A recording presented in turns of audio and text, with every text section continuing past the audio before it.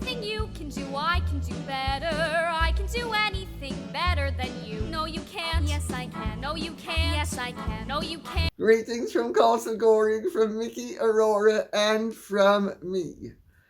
Well, I think without further ado, I am going to plunge right in, and I am hoping that we can have a bit of fun today. I feel in the mood for a little bit of levity.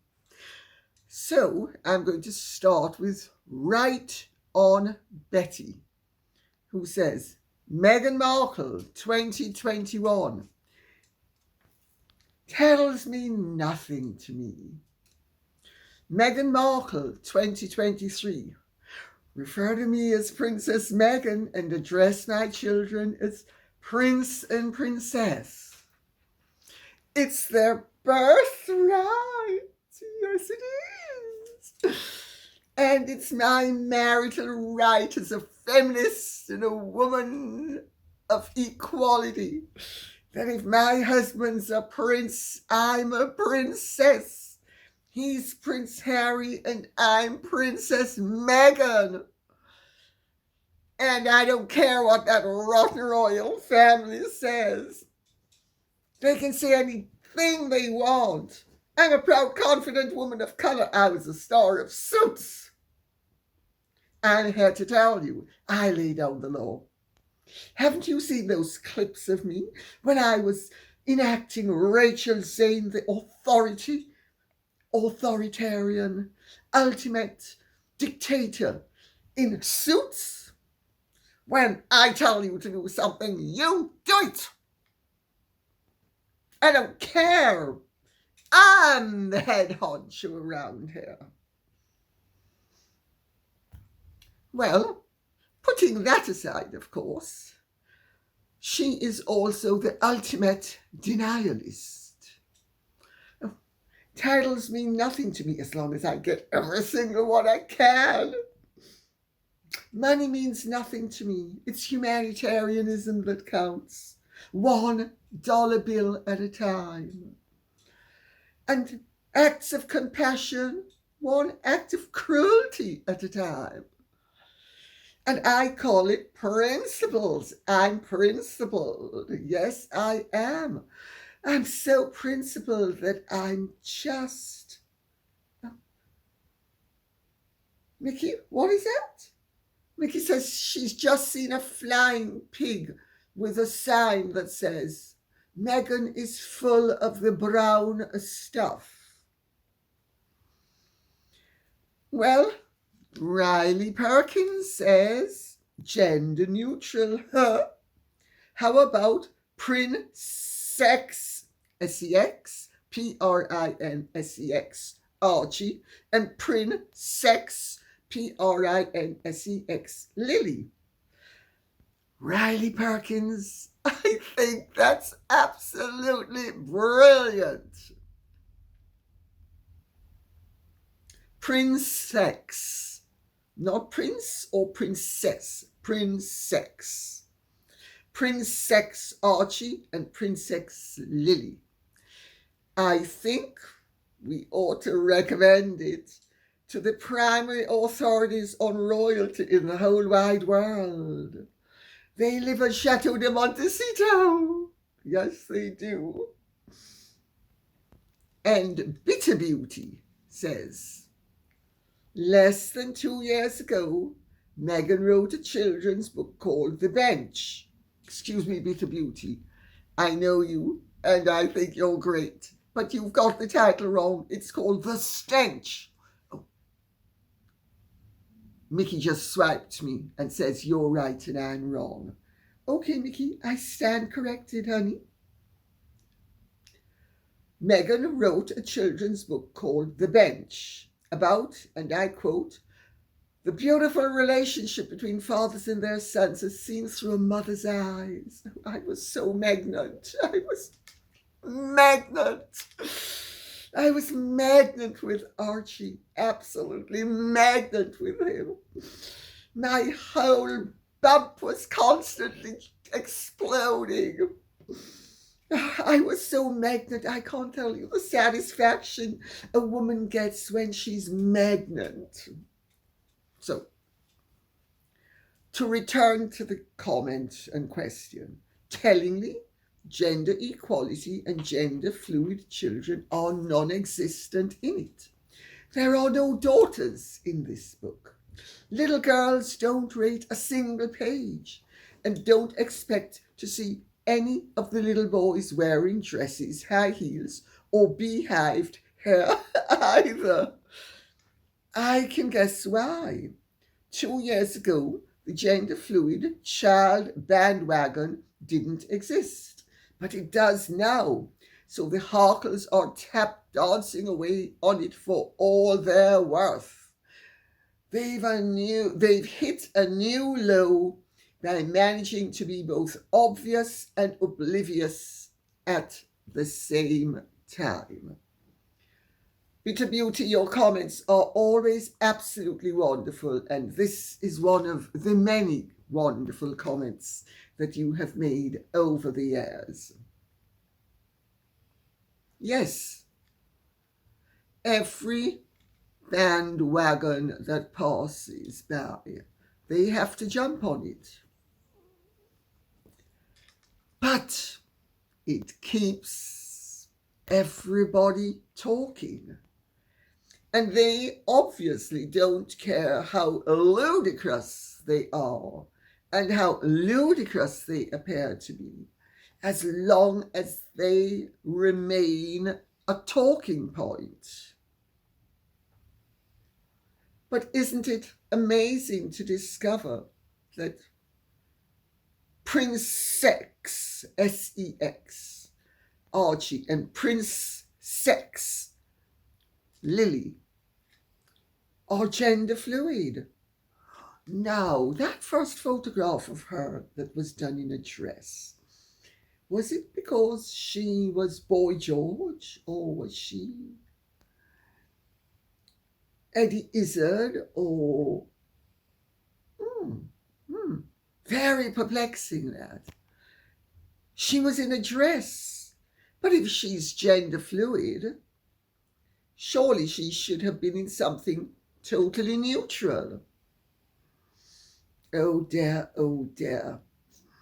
The lack of consistency is truly frightening, isn't it? Dodger Girl 626 says, just heard a new name for Meghan and had to share. Walmart Wallace. Dodger Girl 626, thank you so much for that. But why are we insulting Walmart? Surely Walmart isn't so low that it would bear comparison with I'm a proud, confident woman of color in a star of suits. Walmart Wallace is, I suppose, really rather entertaining, isn't it? Yes. So now we get on to something a little bit more serious. Wendy Henderson says, I believe that the gruesome twosome have taken on this woke partnership in England as a direct stab at the Princess of Wales and her beloved and much balanced childhood initiative. They could have backed a similar woke initiative in the US, but chose to do it in the royals' backyard. They need to be slapped down in the UK. Wendy Henderson, very well spotted. These are concerns that people behind the scenes have. Meghan and Harry yet again invade everybody else's space. Their disrespect and their discourtesy is so totally astonishing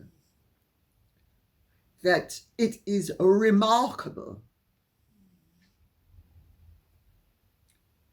Well, they're trying to poison Catherine's pond, because Catherine has committed several great sins where Meghan, and therefore Meghan and now Harry, are concerned. First of all, Catherine is an ectomorph. She's tall and slender with a fabulous figure and the face that God gave her, unenhanced by plastic surgery.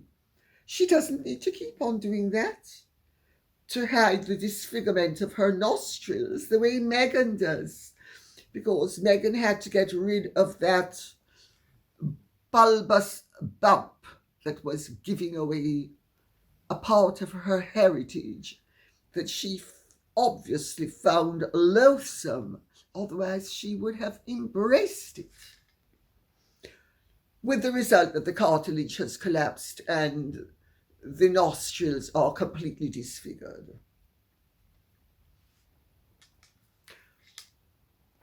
Catherine has the looks that Meghan would have loved to have had. Catherine has the colour that Meghan would have loved to have had. Catherine has the hair that Meghan would have loved to have had, and despite all the straightening and then curling, doesn't have, because Meghan's hair always looks like a cheap wig, while Catherine's hair is plainly au naturel.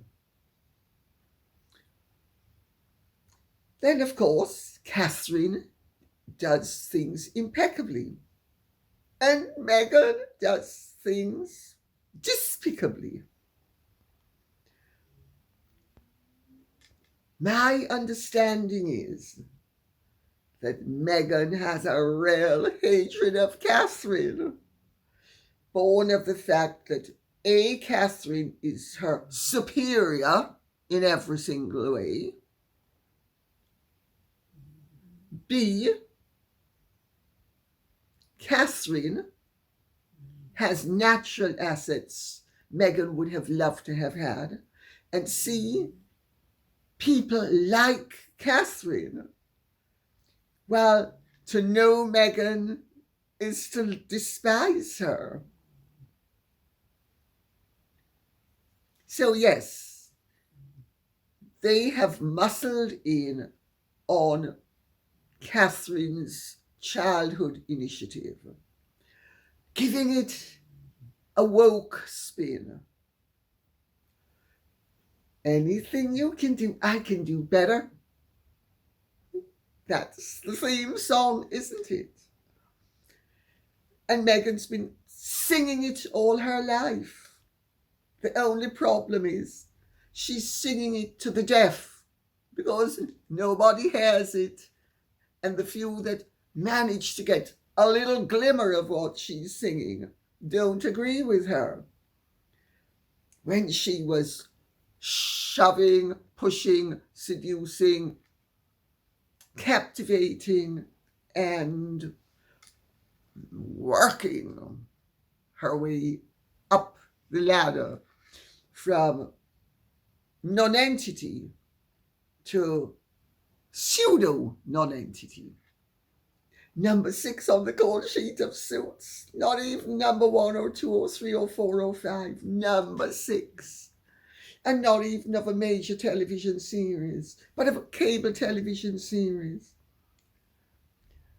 Remember, Meghan, Caucasian, supermodel, superstar, in her own mind and nowhere else?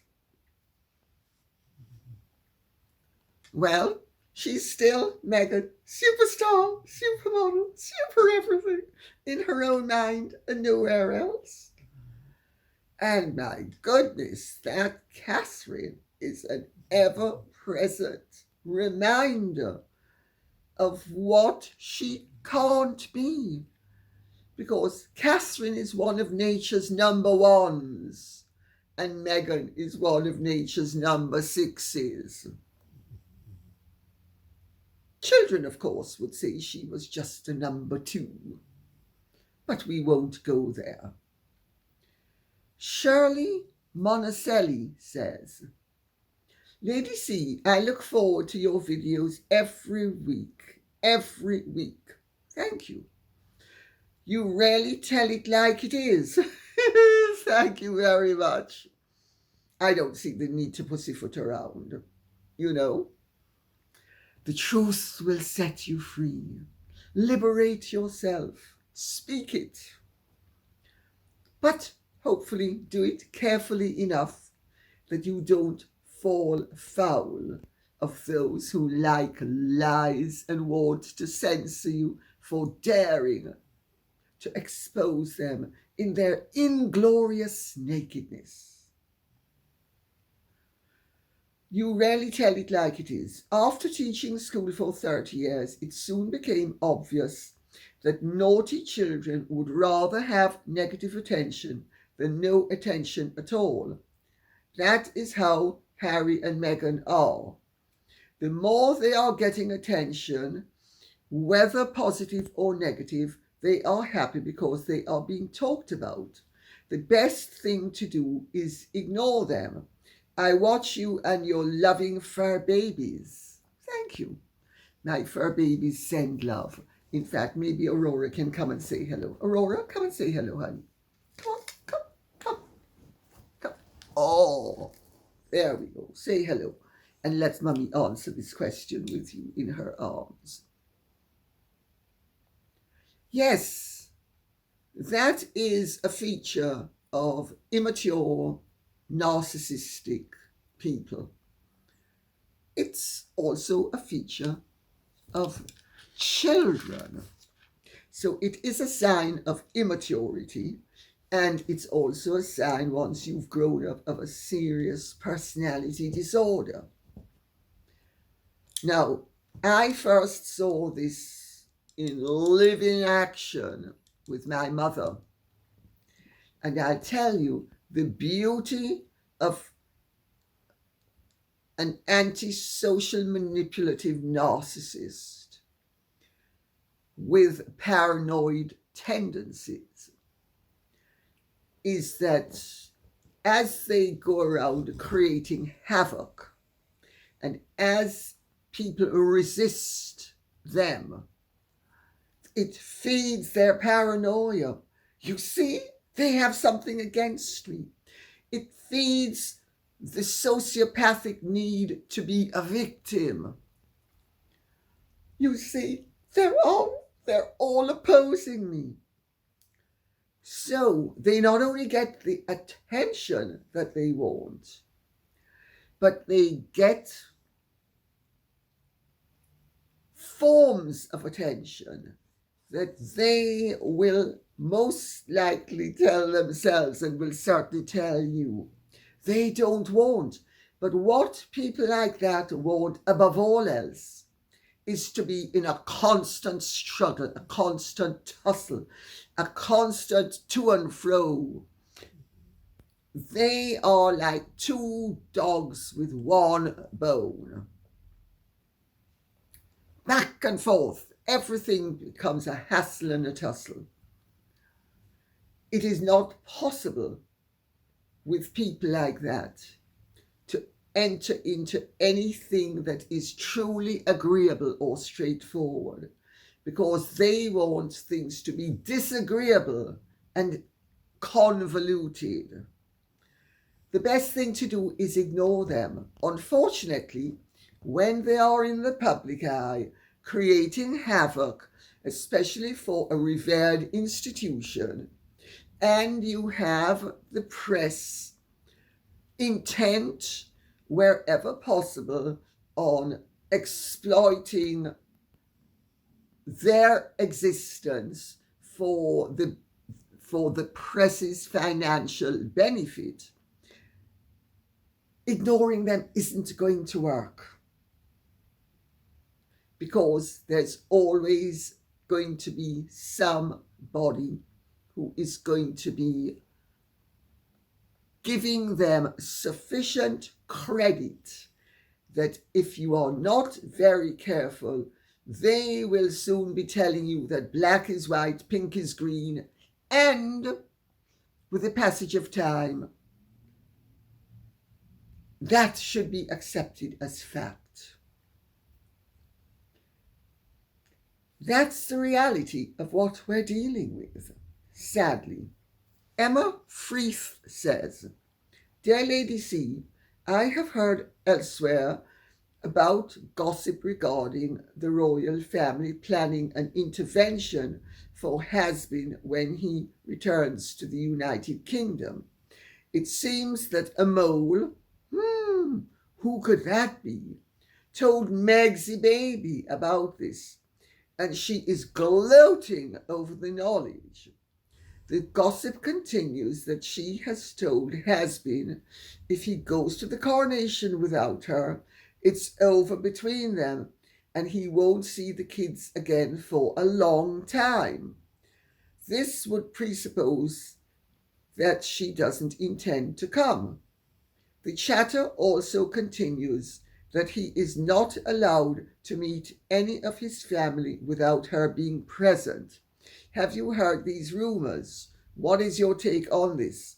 Love to you and your ladies in fur coats." They send love too.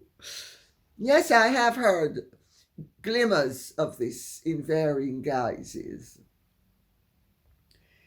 It is a fact that Meghan has laid down the law, that Harry needs her protection, and therefore he cannot be exposed to the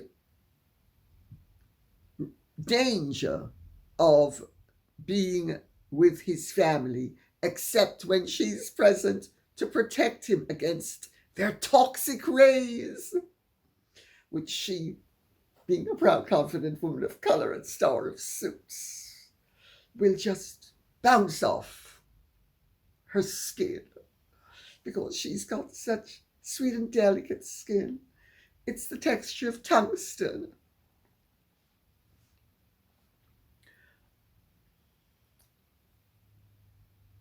Meghan and Harry are great game players, but she is an ace game player. She will play the innocent no matter how guilty she is. She is an archetype of reverse psychology. If she wants it, she pretends to not want it. She is a denialist of the highest order. It is one of the pronounced features of her personality. Titles mean nothing to me, but give them all to me. I don't want to go. No, I'm gonna be. I can't be around all those toxic people. But I suppose you need to go. And so I'll make the sacrifice on your behalf, H. Yes, I will. Such a noble, self-sacrificing wife. One Chanel handbag at a time. And one dinky little piece of jewellery that I regard as fabulous at a time when all those ghastly aristocrats and royals to whom you are related, H, look down on me with contempt because, yes, we do, Meghan, we do. Those dinky little pieces of jewellery that you wear are so déclassé. They are so, well, I won't insult Walmart. That's for sure. And I'm afraid I don't have sufficient knowledge of where they would be obtainable. Possibly what in my day was called Woolworths. Don't know what the equivalent is now.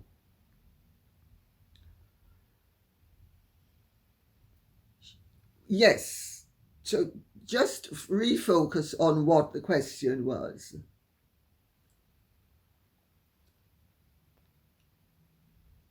He will have to be accompanied by her for his protection. Not that she wishes to have a photo op, but evidently Meghan is very good at keeping everybody dangling. And then at the 99th hour, she does what any sane and sensible person could have predicted she intended to do from the word go. But let us see what happens. Because my understanding is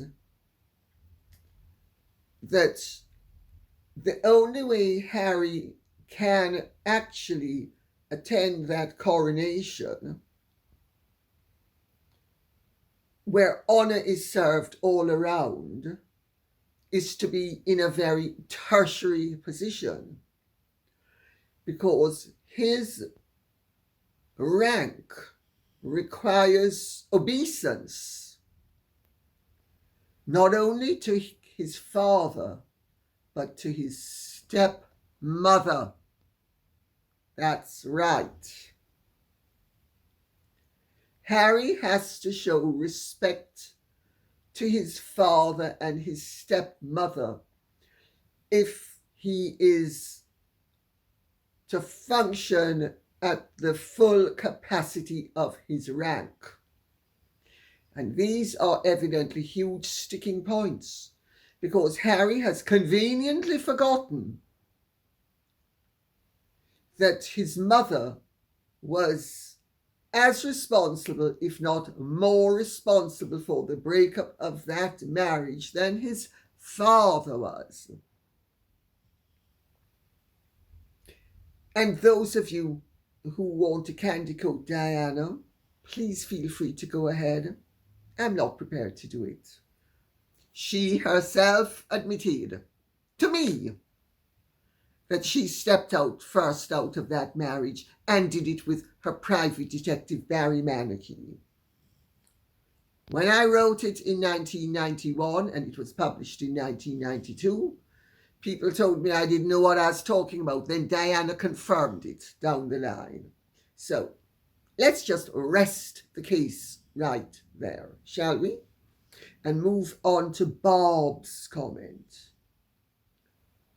A man can be manly and still be kind. Some big tough guys cry like babies. Many football players have a pet project they help and give money to. And I have seen football players cry at the bedside of a sick child. Well, my first great love was an American football player. He was a linebacker. And he was one of the kindest, gentlest,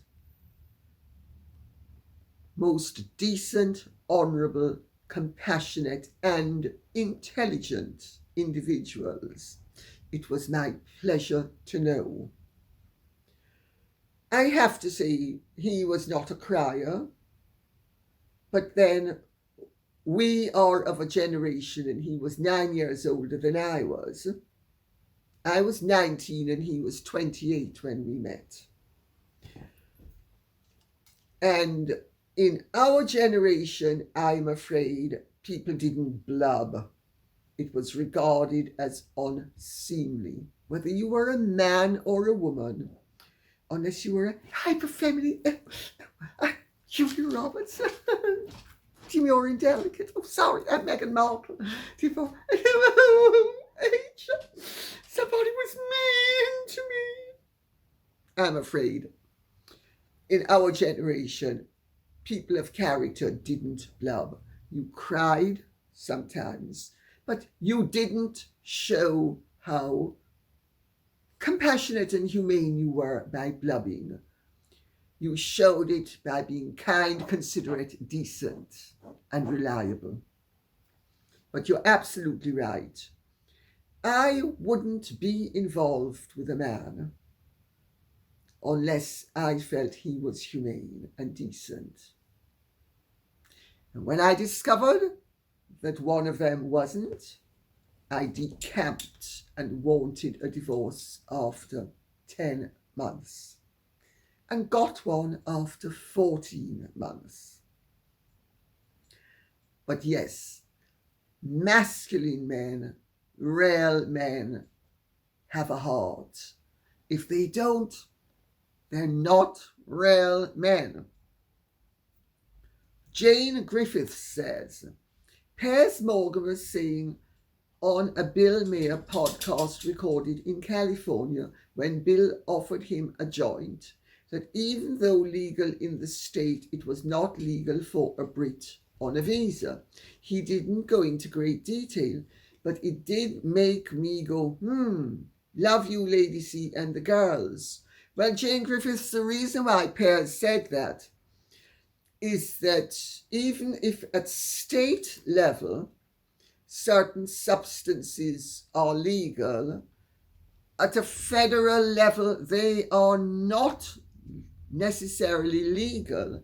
And because they are not legal at the federal level, we as foreigners enter your country via a particular state in the country. But the state doesn't have the right to grant us entry. The country is what has the right to grant us entry. So the decisive factor in the whole argument is the federal law. And if you fall foul of federal drug laws, you can be banned from the United States of America forever. And it has to be said, with all that's going on with Harry and the Heritage Foundation and their desire to find out if he lied on his application form, this is a subject that can run and run and run, and might well run and run and run. And more than one person pointed out to me that they picked up on my comment on GB News that I thought that Harry is a drug addict. And they wanted to know my rationale for thinking that. And I'll tell you my rationale for thinking it. My mother died of cirrhosis of the liver, having been in and out of hospital, drying out, and having spent most of our lives making our lives a misery because of her drunkenness. And she was not an alcoholic. No, not an alcoholic. Alcohol is not a problem, it's a solution. Harry, drugs are not a problem, they're a solution. I'm not an addict. Mummy wasn't an alcoholic, Harry isn't an addict. I wonder why she died of cirrhosis of the liver. And I wonder why he keeps on saying that drugs are what help him to deal with his internal issues.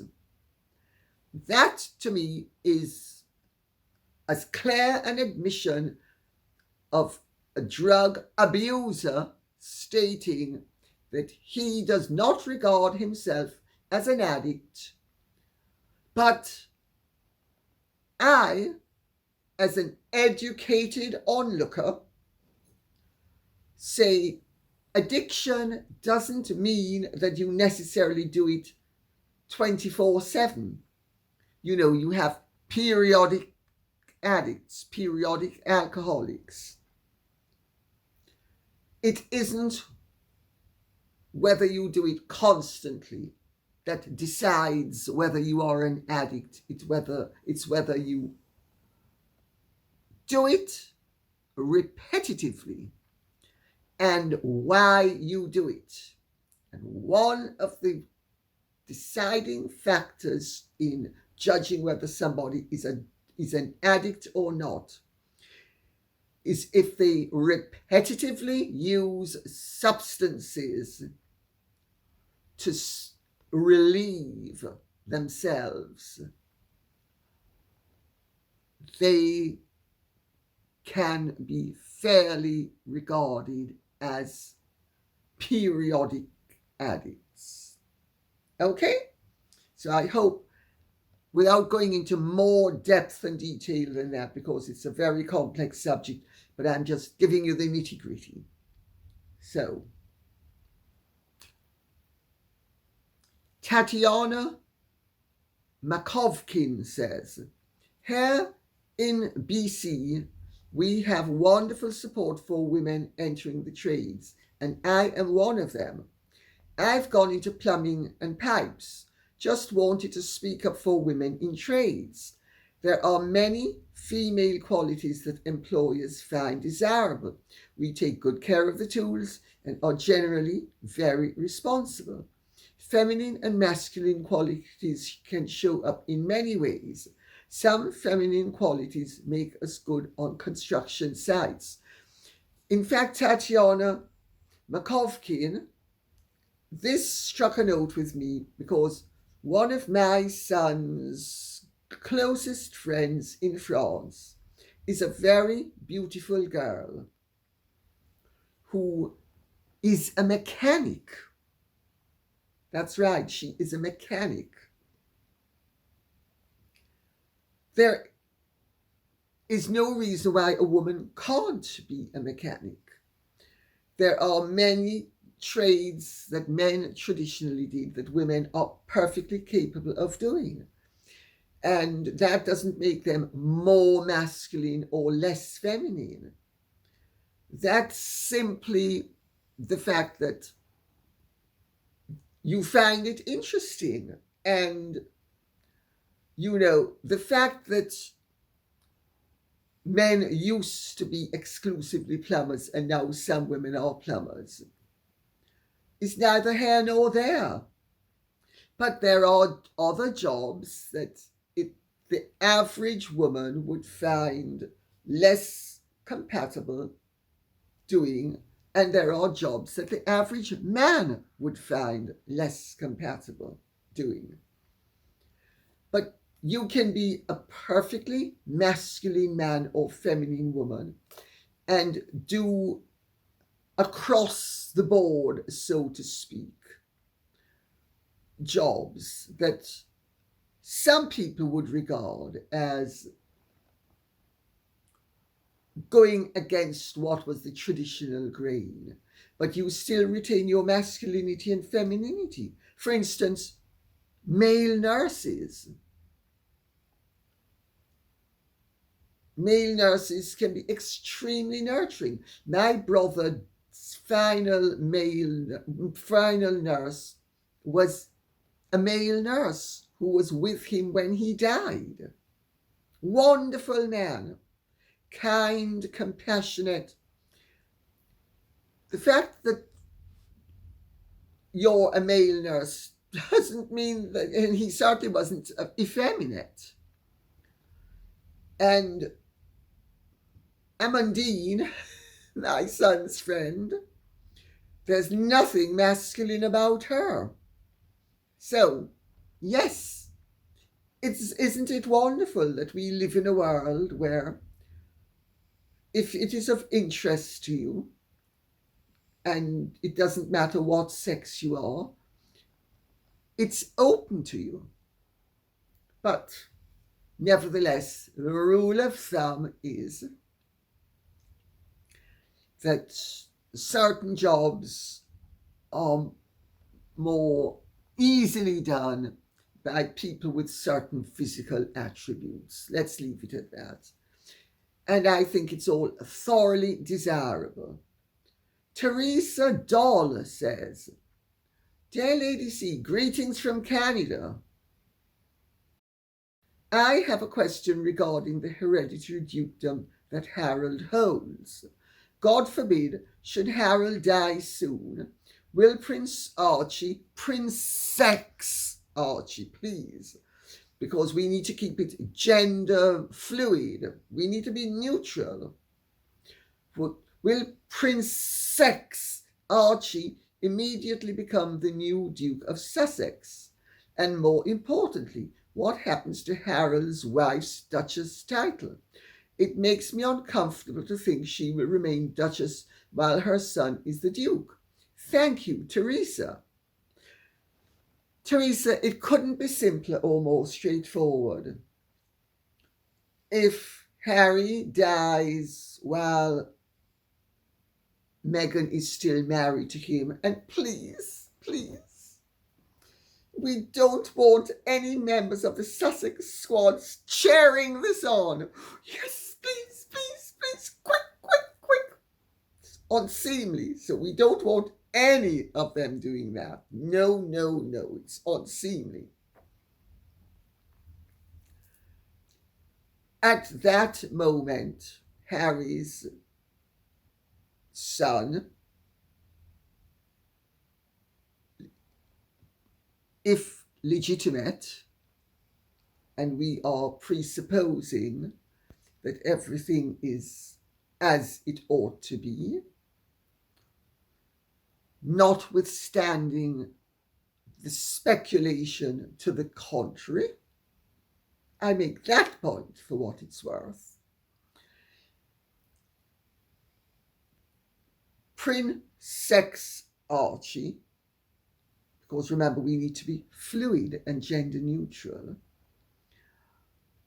if he remained in the line of succession, and I'm not saying he shouldn't be, and if he remained accepted as Harry's legitimate son, born of Meghan's body, and I'm not saying he wasn't, he would immediately become the Duke of Sussex. And Meghan at that point would become, strictly speaking, the Dowager Duchess of Sussex, as long as she and Harry were still married. If they were divorced and he remained the Duke of Sussex at the time of the divorce, she would become Meghan, Duchess of Sussex. And if she did not remarry, she would be entitled to continue to be Meghan, Duchess of Sussex.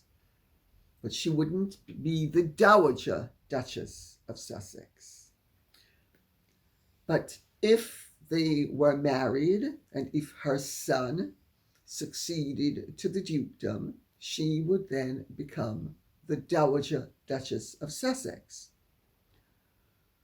What has happened upon widowhood in recent times has been that the Duchess, if the Duke is married, becomes known as Princess whatever, Duchess of whatever. It first happened with Princess Marina. When Prince Eddie married Catherine Worsley, he was already, and had been since he was a little boy, the Duke of Kent. And she was always Her Royal Highness the Duchess of Kent. She then, to distinguish her from Catherine, became Her Royal Highness Princess Marina, Duchess of Kent. But she was a born princess. So that was perfectly regular, because she was born Princess Marina of Greece and Denmark. Then, when the Duke of Gloucester got married, the present Duke of Gloucester got married, after his father died, and because if I remember correctly, his father was still alive when he got married, and he was Prince Richard of Gloucester, and his wife was Princess Richard of Gloucester, if I'm not mistaken, because the father died very quickly after the marriage or just before, and I am just winging it on this one, but because I didn't even realize this was going to crop up, so I haven't refreshed my memory. But what happened certainly was very shortly after, when Richard Gloucester succeeded to the dukedom, his mother was made Princess Alice, Duchess of Gloucester. So instead of being Her Royal Highness the Dowager Duchess of Gloucester, she became known as Princess Alice, Duchess of Gloucester. Now, she was not born a princess. She was born Lady Alice Montague Douglas Scott. Her father was the Duke of Buccleuch. But upon marriage, she was elevated to the rank of princess. So it is not beyond the realms of possibility, even if it is beyond the realms or possibility of likelihood, to try to be nonsensical about it all, that Meghan, upon Harry's death and Archie's marriage, could become known as Princess Meghan, Duchess of Sussex. Well, I know Meghan's very impatient, but child marriage was abolished even in India some time ago. So I think Meg's baby's going to have a long wait, no matter what happens, if it could ever happen. So I hope that has answered the question, and I hope this has been of some interest to you. If it has, please remember to keep the questions and comments coming in, because this cannot be done without you. Okay? Thank you so much. God bless. Goodbye. And if you have enjoyed this, please like, share, press the notification bell, and take good care. God bless.